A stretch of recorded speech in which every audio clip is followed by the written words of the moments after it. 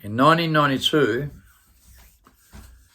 I was 32 years old, and my wife, okay, I'd been going out with her for about 6, 7, 8 months. She was 18 and a half years old. She come from Alice Springs, and she was very quiet. She became my second wife in 1996. Now, in 1992, I'd only been with her about 6, 7 months. I was on a drug called Profiden, okay, for anxiety and also sleep deprivation, okay, I had insomnia. This drug was deemed to be one of the safest drugs in the world. At the time, it was fairly new.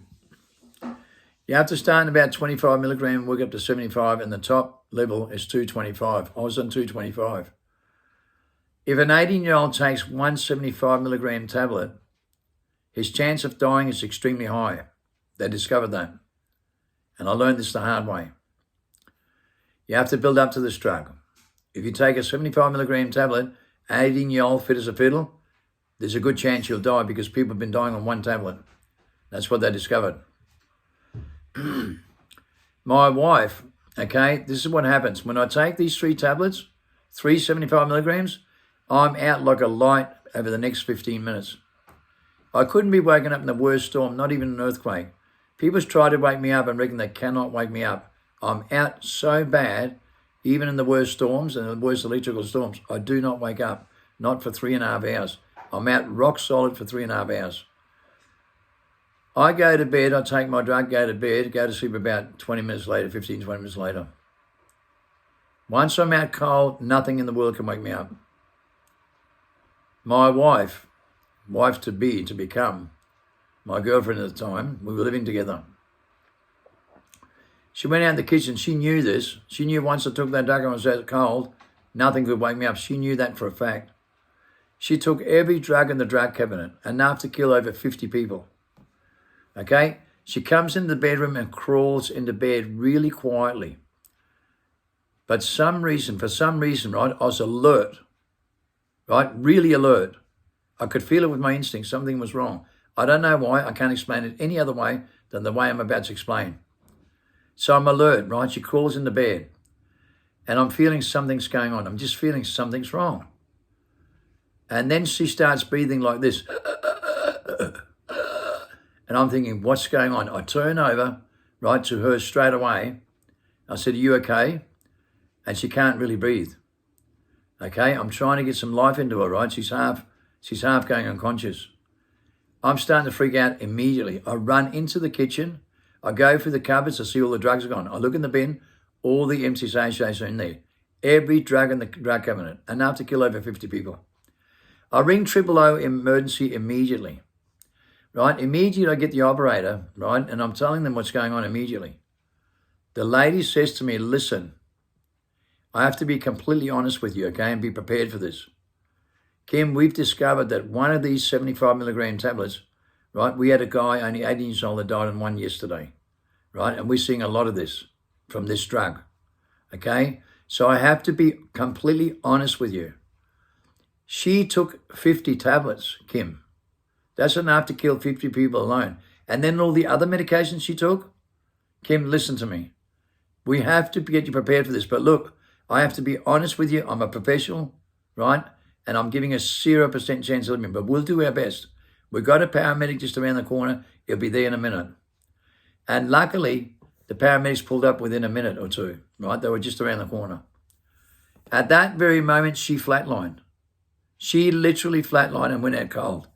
They come running inside. They narcaned her, rushed her into the ambo, and we took off flat out to emergency into Ipswich Hospital.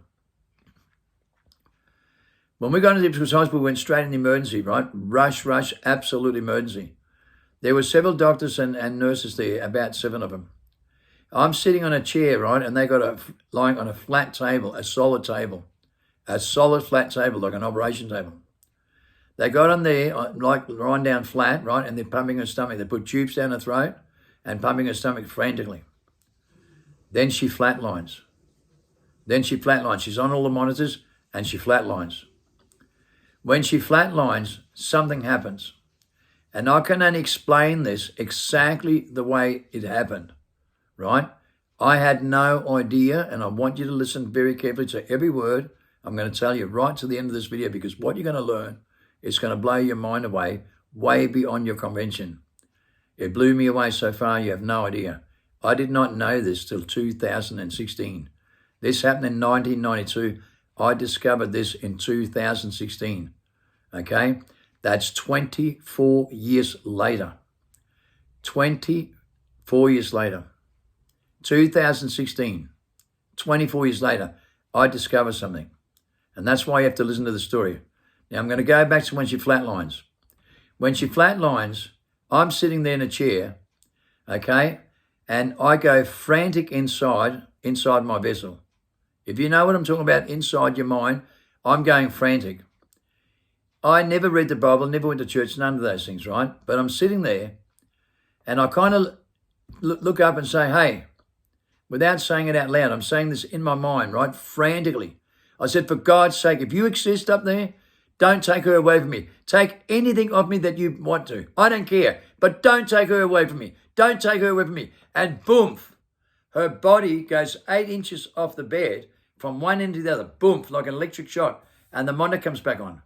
And, you know, they all jump backwards like this, like, whoa. They had no idea what's going on, nor did I. I had no idea, right? I just looked at it and went into shock myself in that moment and forgot about what I said. Didn't even think about what I said. Didn't think it had anything to do with what I said at all. Didn't even think about it, right? They jumped with a shock, so did I. And I'm thinking, wow, she's come back to life. Amazing. And then you go back to that mindset where you're concentrating on her and what they're doing flat out. And you're just thinking about that nonstop, flat out. Then it happens the second time. It didn't just happen once, it happens, and not twice, but it happens 3 times in a row.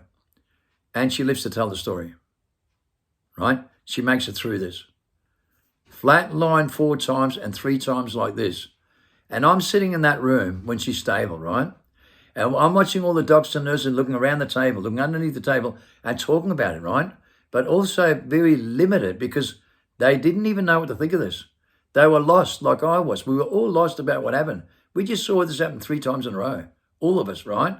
And I didn't know what to say. And I could see they were lost and confused about this, looking under the bed and didn't know what to say. Never seen nothing like this in their life. And I heard them say that. I've never seen nothing like this. Nor have I. I've never heard of anything like this. Nor have I. That's what I'm hearing, right? They were lost for words, looking under the table, barely didn't even know what to say. All they said was, I've never seen nothing like this. I've never even heard of it. Nor have I. I wonder what it was. Looking under the bed, looking around, lost for words, completely lost for words, right? And here's where things gets really funny, okay? I go into a lot of information about my biology and the biggest mastermind in the world and the biggest think tank, the Star Champ Inquiry, and my DNA study's done. Now, I go through a lot of events to explain a lot of my videos, right? But I'm sitting down with 2 top biologists in 2016 in Perth Hospital.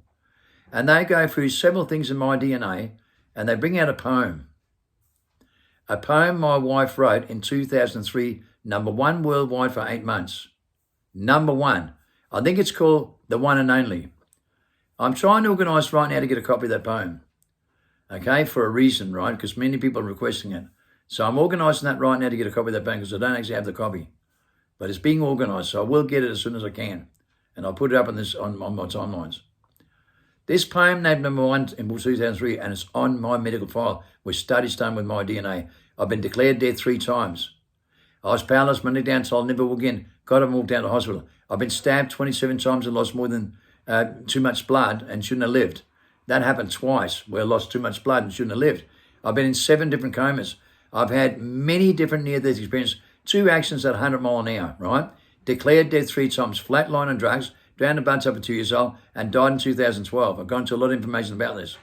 And here's where things get really extraordinary in my biological evidence. I had a major heart attack with 3 stents fitted and grew new arteries around. Right? Didn't even know that. Don't take the medication. I died in 2012, paralyzed my neck down, told never will again. Got up and walked out in 45 minutes. And they discovered this in my biological evidence, that I can repair my genes and do these things myself. And I thought, what?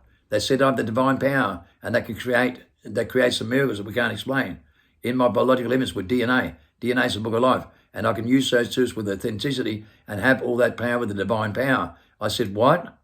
They said, Kim, we have your wife's poem on your site, on your documents, with everything we just studied about you. Do you know what she explains in that poem? I said, no. She explains you're the one of a kind, one and only.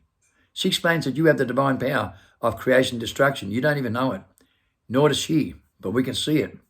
Because she talks about you have the power to give her life or take it away from her. Because you brought her back to life 3 times, right? And she's reflecting that. What happened that day she died? She knows spiritually who brought her back to life, and it was you, Kim. We know that too, the divine power. How would you feel about that? Do you even believe in it? Because 99% of people don't. Yet I've got the most authentic details here, the most authentic biological genes to use my natural manuscripts with 35 senses, with remote viewing, mental telepathy, and ESP, levitating stones, and even bringing someone back to life and beating death myself. And you know what? 99.9% of people don't believe in it and don't even care, because they're designed on reverse circulating consciousness, which is a mental process, and they have no care factor, no guilt, no shame. They do not understand what's going on here in a natural selection of life, in a natural order. And I'm selected like this organically with these abilities, with peer reports, top studies done with a mastermind report. I'm the biggest mastermind in the world, with the best biology in the world and the most authentic human being using the right tools with my natural organic messages. And you know what? No one believes in it. Well, I am the one and only in every document. And that poem, when I brought her back to life in 3 occasions, is reflecting that. And God made sure this kind of evidence was created with me to put my mark on earth, to make you realize that God created the witness with the most powerful tools in his DNA, the book of life, and protect the elect, that teaches the natural selection of life with the natural order and the natural organic messages, the 27 senses, and that's the divine power. The most important number in the Bible, the most important universal number, and the 27 senses that you can't use anymore. So you're in post-human states for that reason. And you don't believe in that. You don't even have faith in your own biological genes to use your own natural organic messages to do what I can and more. And yet Christ gives us that ability, and I'm living solid evidence of that in DNA studies done. Think about that before you come to your final conclusion.